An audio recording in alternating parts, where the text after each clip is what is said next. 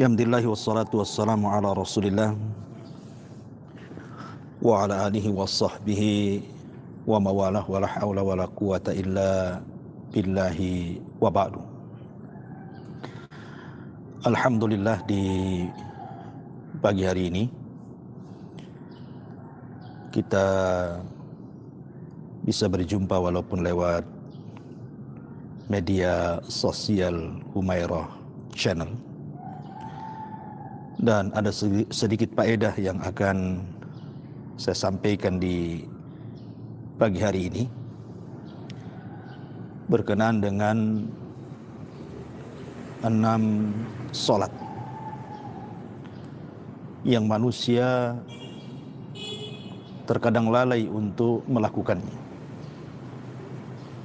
Dan ini sebagai nasihat bagi saya pribadi dan juga kita semuanya,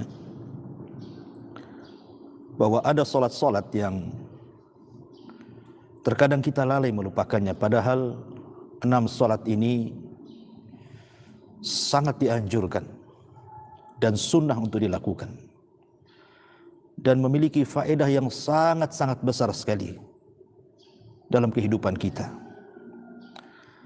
Apa 6 salat yang dilalaikan yang sedikit sekali manusia mau mengerjakannya? Tidak memperpanjang mukaddimah, yang pertama salat at-taubah,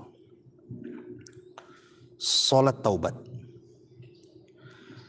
Siapa di antara kita yang tidak melakukan dosa, baik dosa besar ataupun dosa kecil?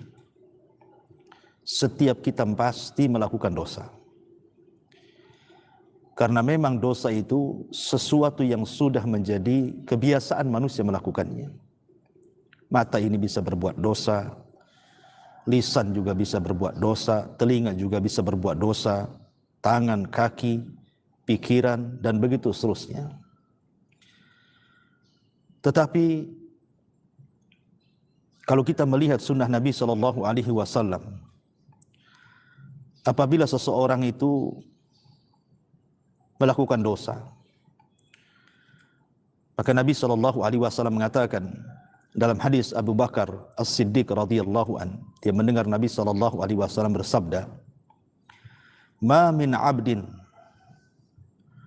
yudhnibu dhanban fayuhsinu at-tuhura thumma yaqum fayusalli rak'ataini thumma yastaghfirillaha illa ghufira lahu." Kata Nabi SAW, tidaklah seorang hamba melakukan dosa, kemudian dia memperbaiki wudu, kemudian dia salat 2 rakaat, kemudian dia pun istighfar kepada Allah Subhanahu wa taala, apa yang terjadi? Allah akan ampuni dosa-dosanya. Kemudian Nabi SAW membacakan ayat surah Al-Imran ayat 135.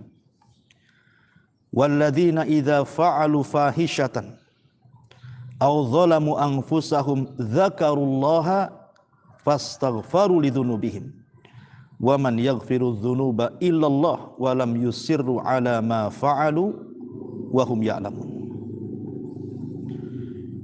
Dan orang-orang yang apabila mereka melakukan fahisyah, sebuah dosa, ataupun mereka mendolimi diri mereka, mereka segera mengingat Allah, artinya segera salat. Kemudian mereka meminta ampun akan dosa-dosa mereka, karena tidak ada yang bisa mengampuni dosa kecuali Allah. Dan mereka tidak melakukan terus-menerus atas apa yang mereka lakukan, sementara mereka tahu itu sebuah dosa. Ma'asyiral muslimin yang dimuliakan Allah Subhanahu wa taala, maka inilah salat yang selalu kita lupakan. Apabila kita melakukan dosa, harusnya kita segera berwudu, kemudian salat dan minta ampun, supaya jangan dosa itu tertumpuk besar sehingga menjadi aram, menjadi penghalang hidayah dalam hati kita. Na'udzubillah. Ini yang pertama. Yang kedua, salat wudu. Salat wudu ini keutamanya sangat besar sekali. Tapi siapa di antara kita yang selalu melakukan apabila setiap wudu kemudian kita solat 2 rakaat, yang disebut dengan solat sunnah wudu. Satu hari Nabi SAW pernah memanggil Bilal dan mengatakan, ya Bilal, wahai Bilal, inni sami'tu khaskhasataka fil jannah, madza tasna? Wahai Bilal, ketika aku masuk ke dalam sorga, aku mendengar suara terompahmu di sorga. Apa yang kau lakukan? Maka Bilal mengatakan, ma'alimtu amalan arja indi anni lam atatahhar tuhuran illa fi sa'ati lailin aw naharin illa sallaitu bidzalika at-tahur ma kutiba li an usalliya. Kata Bilal ibn Abi Rabah, dia mengatakan,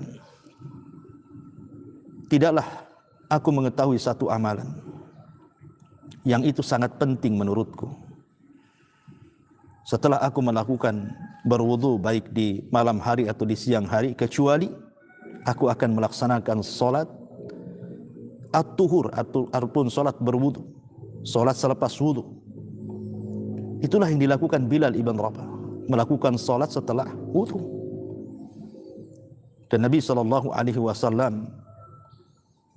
menjanjikan bahwa orang yang senantiasa melakukan salat sunnah setelah wudu, maka dosa-dosanya akan diampuni oleh Allah Subhanahu wa taala. Dalam riwayat, wajabat lahul jannah, maka dijamin masuk surga.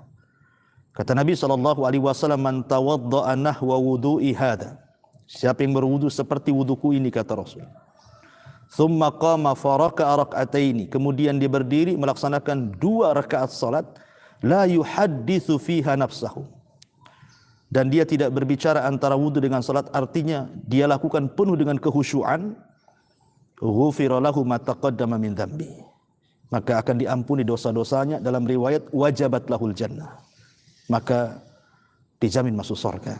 Subhanallah. Lihat keistimewaan salat selepas wudu. Dosa kita diampuni dan ada jaminan dari Allah Subhanahu wa taala dengan surga. Tapi sekali lagi saya katakan, betapa banyak di antara kita ini yang melaksanakan sunnah wudu ini. Kadang-kadang kita lalai. Saya, Anda, kadang-kadang kita lalai melakukan ini. Padahal luar biasa pahala yang akan didapat orang yang melaksanakan 2 rakaat wudu itu. Kemudian yang ketiga, salat ketika tertimpa musibah. Kita tahu bahwa manusia tidak lepas daripada musibah. Entah musibah dari keluarga, entah musibah dari kesehatan, entah musibah dari mana datangnya, ekonomi. Kadang-kadang kita diuji oleh Allah Subhanahu wa taala, mungkin sebagai pedagang tidak laku dagangannya. Mungkin seorang pengusaha kolab perusahaannya. Mungkin dia seorang karyawan di PHK pula dari pekerjaannya. Atau mungkin pribadi kita diuji dengan berbagai macam penyakit. Ataupun ditimpa musibah, mungkin harta kita habis, entah kena musibah, entah apalah musibah yang terkadang mau tidak mau, suka ataupun tidak suka, terkadang Allah Subhanahu wa taala menurunkan musibah kepada kita. Tetapi Allah Subhanahu wa taala tidak membiarkan musibah itu berlarut-larut pada diri kita. Allah memberikan solusi. Dan itu dicontohkan Nabi SAW apabila terjadi kesulitan yang dia tidak bisa keluar dari situ. Maka dijelaskan dalam hadis yang dikeluarkan Abi Dawud, Imam Ahmad dari hadis Hudzaifah ibn Yaman. Kata Nabi SAW, kata beliau, kana Nabi SAW idza hazabahul amru fazi'a ila shalah. Jadi Nabi SAW itu apabila ada masalah besar, ada masalah berat, maka beliau segera melaksanakan sholat. Dan ini hukumnya sunnah. Kenapa demikian? Kita tahu bahwa musibah ini datang dari Allah Subhanahu wa ta'ala. Dan Allah juga yang akan mengangkat musibah ini. Dan tidak ada tempat kita berdialog dengan Allah, mengeluhkan masalah kita, mengeluhkan musibah kita, mengeluhkan persoalan-persoalan kita, kecuali di saat kita sholat. Itulah pertemuan kita dengan Allah di dunia. itulah pertemuan kita dengan Rabb kita di dunia. Alladzina yadhunnuna annahum mulaqu rabbi. Orang-orang yang yakin dia sedang berjumpa dengan Allah Subhanahu wa taala. Maka ini salah satu solusi yang diberikan Nabi SAW kalau kita ada masalah, tertimpa musibah, maka segeralah menghadap Allah Subhanahu wa taala. Semoga musibah itu cepat diurai oleh Allah Azza wa Jalla dan kita mendapatkan ketenangan hidup. Ma'asyiral muslimin yang dimuliakan Allah Subhanahu wa taala, ini yang ketiga. Kemudian yang keempat, yang sering dilupakan oleh manusia adalah salat sunnah sebelum maghrib. Salat sunnah sebelum maghrib itu disunnahkan. Karena dalam hadis secara umum Nabi SAW mengatakan, baina adzanaini as-salat. Bahwa di antara dua azan itu sebenarnya ada salat. Maksudnya dua azan di sini artinya antara azan dan qomat. Terkadang manusia mereka lebih mengutamakan salat sunnah rawatib. Kita lihat kalau salat sunnah rawatib, alhamdulillah, manusia banyak melakukannya. Dan kita bisa saksikan masyarakat awam pun mereka banyak melakukan salat sunnah rawatib qobliyah dan ba'diyah. Dan tentu ini sesuatu yang afdol, karena memang salat rawatib adalah salat yang sangat afdol dari salat-salat sunnah dibandingkan salat 2 rakaat sebelum maghrib, kan itu disebut salat nafilah. Tapi walaupun demikian, orang yang mengerjakannya dapat keutamaan. Baik keutamaan secara umum, apabila seseorang kemudian ingin melaksanakan 2 rakaat salat maghrib, secara otomatis tentu dia akan segera persiapan untuk salat maghrib.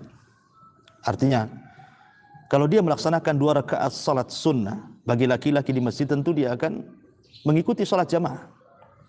Dan kalau bagi perempuan tentu dia akan salat maghrib tepat waktu. Kemudian juga bisa lebih menghusyukan salat maghrib itu sendiri.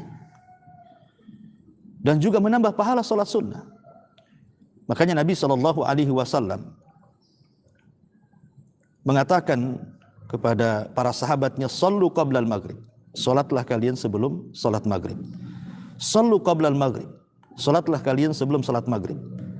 Thumma qala fi thalithati liman syaa. Kemudian setelah dia memerintahkan 3 kali, baru Rasulullah SAW di ujung hadis mengatakan, bagi yang berkehendak. Bagi yang berkehendak salat, silahkan salat.